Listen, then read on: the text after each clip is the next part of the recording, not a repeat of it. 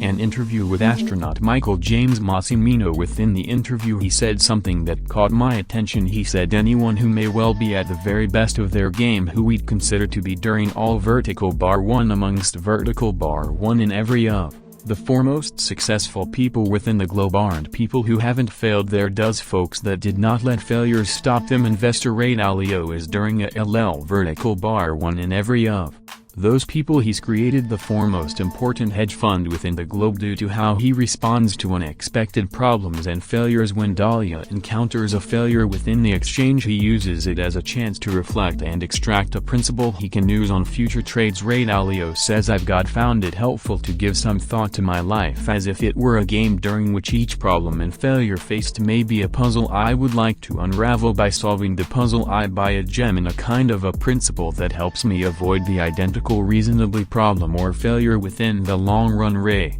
Dalia's philosophy in life and in business is pain plus reflection equals progress. If you which I can learn to see the upside of pain. Like Ray Dalio, we'll strive to achieve truly audacious goals because the various problems or failures we'll encounter will simply allow us to form a more robust system of principles, making the trail to success smoother and smoother. Here could be a three-part process for adopting a principled approach to life that I've extracted from Ray Dalio book Principles. You will be ready to use this three-part process to pave the way towards your truly audacious goals. Part 1. Be radically open-minded. After you adopt a mindset of radical open-mindedness, you genuinely want to pay attention to people's honest opinion of you. You'd wish to understand how badly you're failing, how flawed your thinking is, or how weak your skills are, because you'll use that information to induce better. When you're radically open-minded, you frequently ask questions like, what am I missing?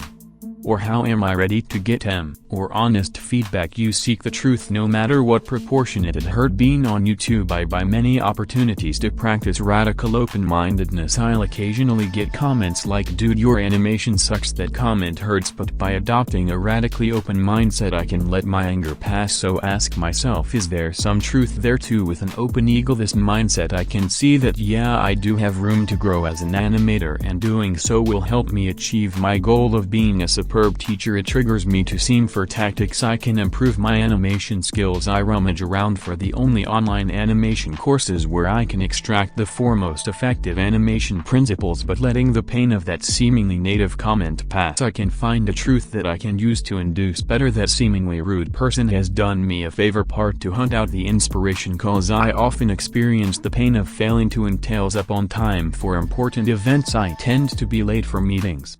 I tend to be late for appointments, which I tend to be late for flights. Before having a principled approach to life, I'd blame specific circumstances for my lateness. Oh, the traffic was just terrible, or sorry, I had to need a very important phone call. But the fact is I often lose track of some time, or I don't properly consider the time it takes to induce to my appointments. It's a flaw, a weakness I've got, and it's the basis explanation for the pain I feel when I'm late. By identifying the muse explanation for my lateness, I can design a principled system to cater to that. After a period of study and trial and error, I now put every event and appointment in my calendar, which I ensure I be notified of that event twice, 1 hour before and quarter hour before. By learning the principle of scheduling a rendezvous for every event and adding an additional reminder to urge my attention, I found I used to be able to alleviate one in every of my flaws and reduce the amount of times I experienced the pain of being late. Find a root cause is commonly excruciating because it always results in personal weakness,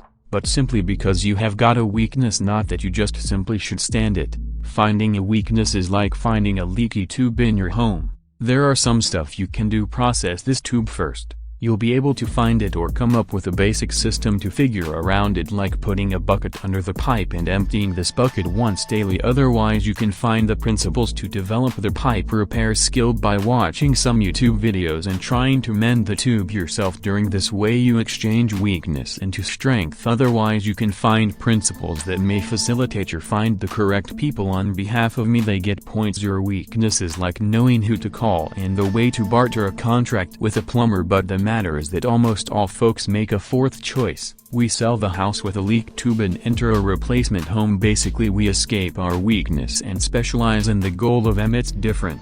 but definitely enough for the weakness to look again, and that we still don't have some way cope with vertical bar to handle it because we didn't take the time to think and build principles to deal with it within the long run. It's more beneficial to require the time and develop a principled approach to coping with your weakness. Part 3. Correct your principles down. Ray Dalio says that principled principles mean working consistently with principles which will be explained clearly. The best things to develop principles that you just can clearly explain is to jot and refine them. I used to be frustrated with the number of your time I spent reading, deconstructing and translating these books into these YouTube videos. After some thought, I spotted that the basis reason behind my frustration was that my book highlights so diaresis my shading system was overwhelming and messy, lacking principles of sound. So I took the time and put it in analyzing the various highlighting schemes people use and compiling the simplest principles for creating my very own system. Now, I'm highlighting sections of a book using different colors. I've got colors for stories, measurement, studies, statistics, and funky quotes. Categorize the highlights within Kindle, then printed them out before writing my script.